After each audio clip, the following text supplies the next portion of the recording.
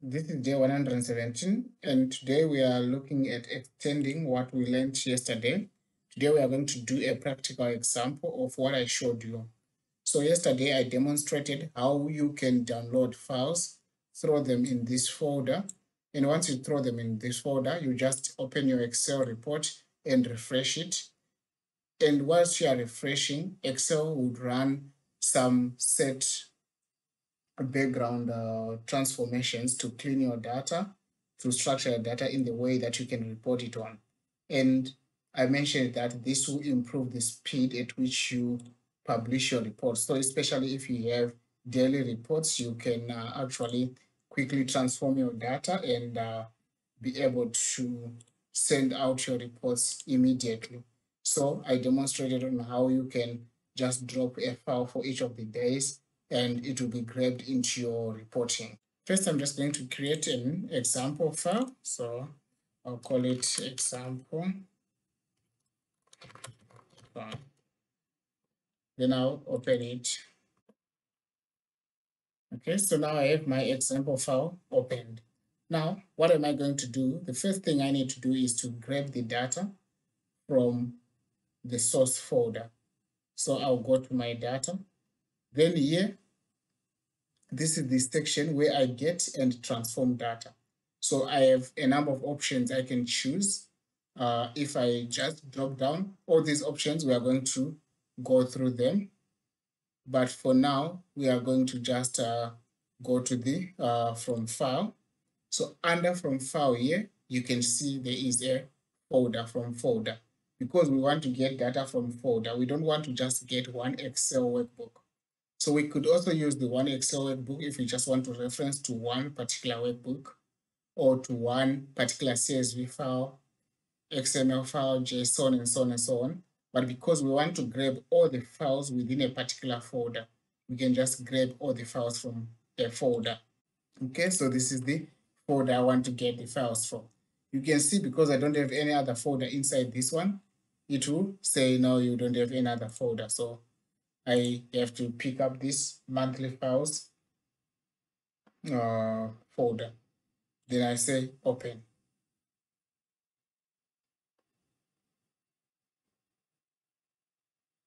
Then here it will give me the list of files that I have. So these are all the files I have already. But it's not only going to be limited to these files which I already have. If I add a new file, it's going to come in here. Maybe for the purpose of showing exactly how it will be, let me remove a few files and just leave the first 3 files. Let me take out a few files from the folder. So if I just take out these files and let me put them here for now. Okay, so now you can see we only have these 4 files up to day 4. So if I go back to my Excel workbook, let me cancel and say get data from file, from folder. Then I select the folder and I say open. Then you see there are 4 files here. Then I can say combine or combine and transform, combine and load. So combine and transform is when I want to do some transformation to clean the data, I need to pick up combine and transform. If I just want to combine the files as they are, if they are already clean, I just say combine and load.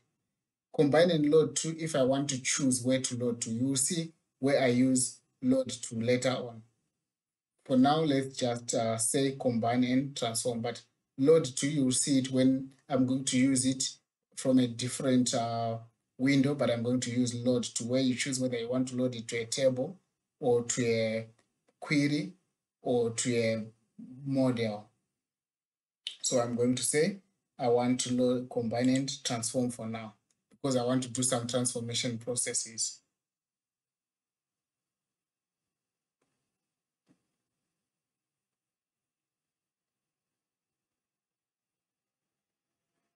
Now, PowerQuery is now using an example file. So it's telling me that the sample file they are using is the first file. I can choose the file I want to use as a sample file, but I'm good to go with the sample file. Then here I can see the data sets which are in my sample file. So I only have sheet 1. It is important to note that each and every workbook we are going to place here or you are going to throw here must contain sheet 1. So if, for example, you throw a workbook and it has sheet 2 and not sheet 1, or you have renamed the sheet to whatever fancy name you want to use, then this is not going to work. You must make sure that the name which is here is going to be the same for all the workbooks you are going to throw in here. Then this is the data that is appearing in sheet 1. Then I can refresh the preview if I want to refresh the preview, or if I'm happy with the preview, I can just say, okay, I'm happy with the preview. Let me just refresh it. You can see it's a refreshed preview. Then I can say, okay.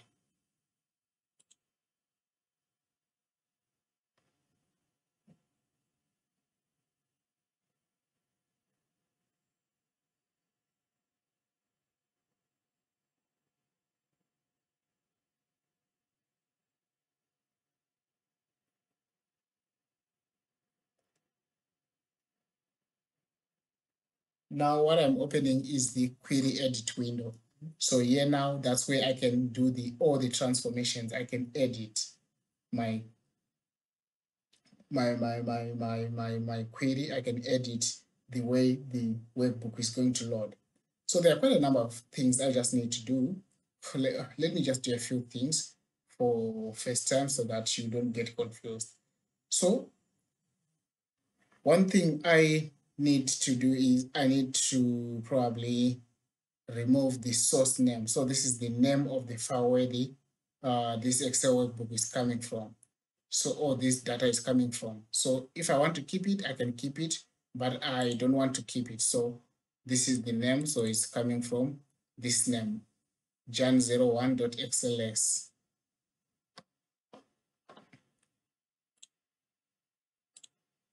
Okay. I can take it off because I don't need the source name. Sometimes you need that source name because maybe it contains the date of the file and you don't have the date within the workbook or within the data itself. Then you can use the date on the name of the file as the date. But here I have the year, month, day. So what I'm going to do is I'm going to combine these columns here and change them to date. But however, I have to change them to text first because for me to be able to combine them, I need to make them text. So I can just right click them. I've selected them. So I select the first one. Whilst I'm pressing down my control, I select the second and the third. Or I can just click the first one and control shift and select and press down shift, then select the last one. Then I can right click and say I want to combine or merge columns. Then it's going to ask me the delimiter I'm going to use. So on the separator, I'm going to use a custom one. The custom I want to use is a hyphen. Then I say the name of the column, I'm going to call it get. And I say, okay.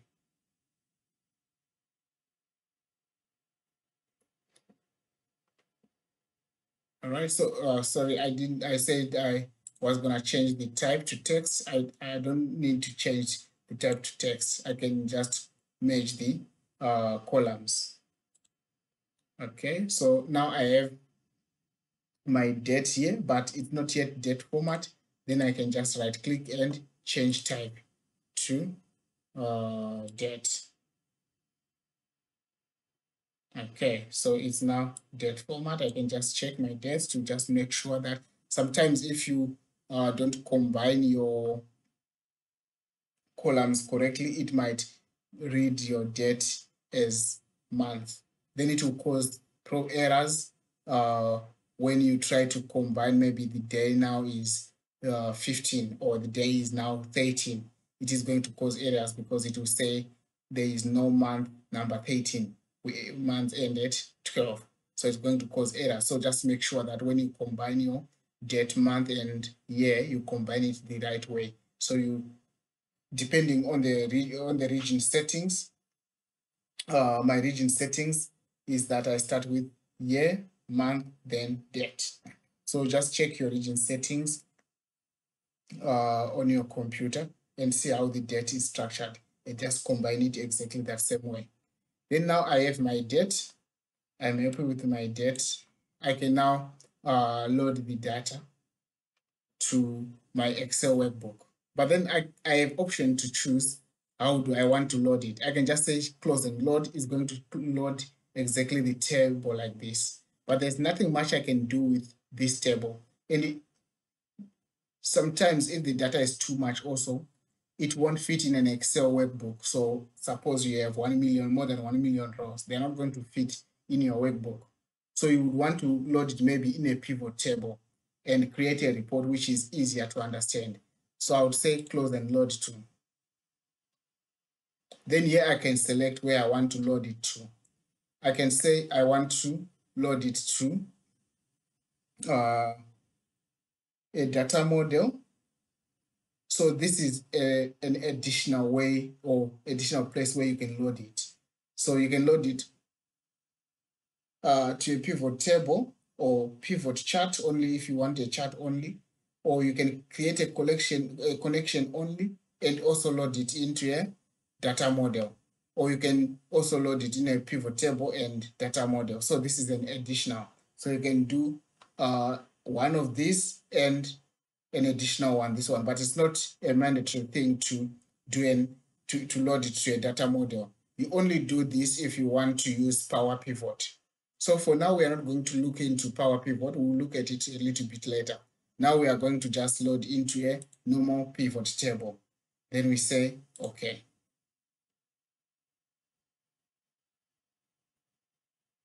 Then you can see it creates a pivot table.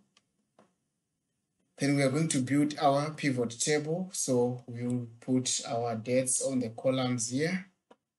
Then we'll put our units sold on the values, then the product here going down. So we can see these are the units sold, or we don't want units sold, we want total sales actually.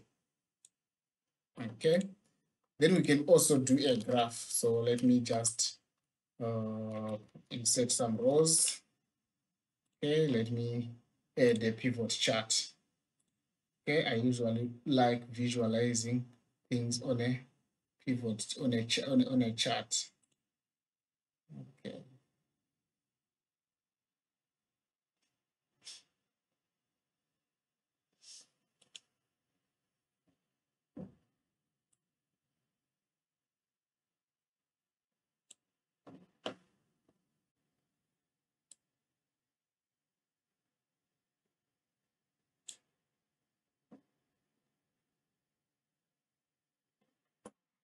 Okay, let me just make it a stacked column bar.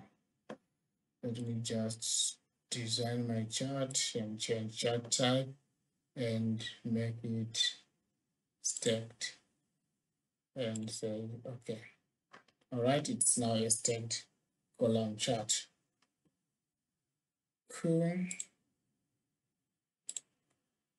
Then next thing what I'm going to do is now, let's suppose that I receive an additional file. So let me add the additional files. So I receive additional files and someone needs an instant report. So my boss is saying now he wants a report for the previous week. He just sent me these extra files. So you want me to prepare a report similar to the one which I've just shown you. So what I would do is then I just throw them in here and go back to my report and just click on refresh. So the moment I click on refresh, you can see I have a report now for up to the current date. Well, actually here I can switch my columns and rows, but because of the way I have built it, you will see how we can build exactly the same as I have here on my next lesson when I use a power pivot. But for now, this suffices. I have added new data sets, and you can see I have all the dates. I have all the dates up until the 15th. And also I can add a timeline slicer. So I can insert a timeline slicer and based on date. And I can be able to actually select the day I want to work with. So January, if I just want to select the first week, I have the first week. And if my boss only wants, or actually I have extra 1 day. And if my boss only wants the second week, so I can select the second week up until the 15th of Jan. So this is the second week. Then I can send off my report for the second week.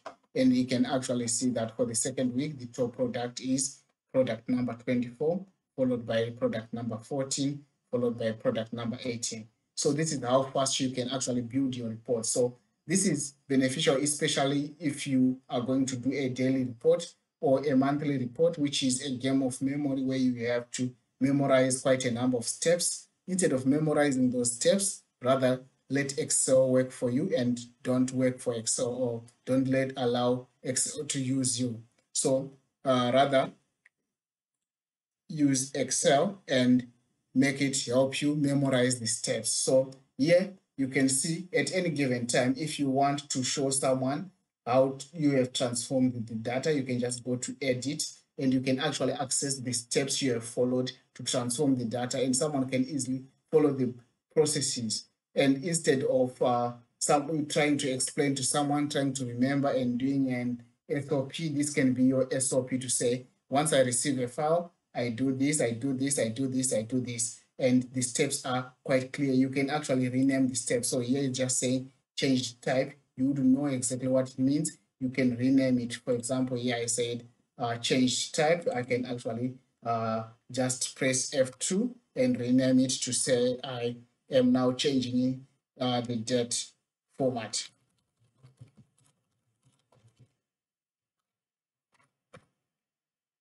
So that someone reading this can actually read it as an SOP and exactly understand what is happening. You can also even just snapshot it and put it in your SOP document so that people can actually see how you transform the data and what are the steps you have to follow once you receive the data file. So I just only have 5 or 6 steps, but in a real world, you can even have up to 30 steps, and Excel will memorize all those steps for you and it will not make mistakes. You have to make sure that you actually think through the processes and understand what are the variables within your data and make sure that those are dynamic, and each time something changes in a particular column, it has to be already taken into account so that you don't lose your data. And always, you now have more time to spend doing recons, overall recons, and looking at the bigger picture instead of wasting much of your time just building the report. There are a lot of transformations that you can do. For example, here, I will just quickly show you some of the transformation that you can do, but I'm going to go in detail in some of my lessons to come. So you can see here, you can decide to keep only top rows or decide to keep bottom rows. You can remove rows based on certain conditions. These are the conditions. You can add columns. You can add conditional columns. We are going to look at it, how you can add conditional column. For example, you can add a column here and put condition to say if product is equals to product 1, product 2, product 3, then put department name as department A. And if product name is product 3, 4, 5, then put them in department B. You can do those conditions like those ones as well. You can also invoke a custom function. A custom function is a function that you create so that it runs when you refresh your data as well. We will look at those things as well. And you can also insert a column from example. For example, if I just start typing 1, 2, 3, 4, 5, it will read that I'm trying to probably type just the product number here, and it will auto-populate. AI will actually come to my help and just auto-populate the rest of the data, and I can choose to accept it or choose to add more rows so that it can learn exactly the column I'm trying to emulate or I'm trying to copy certain part of the string. So there are a lot of things that you can actually do. You can pivot data. You can group data. I can even create a pivot table here and pivot data to try and summarize my data so that when I load it into my Excel workbook, it doesn't become a very, very big file. So there are a lot of things that you can do with Power Queries. We're going to explore many, many things that you can do in coming days. Thank you. Bye-bye.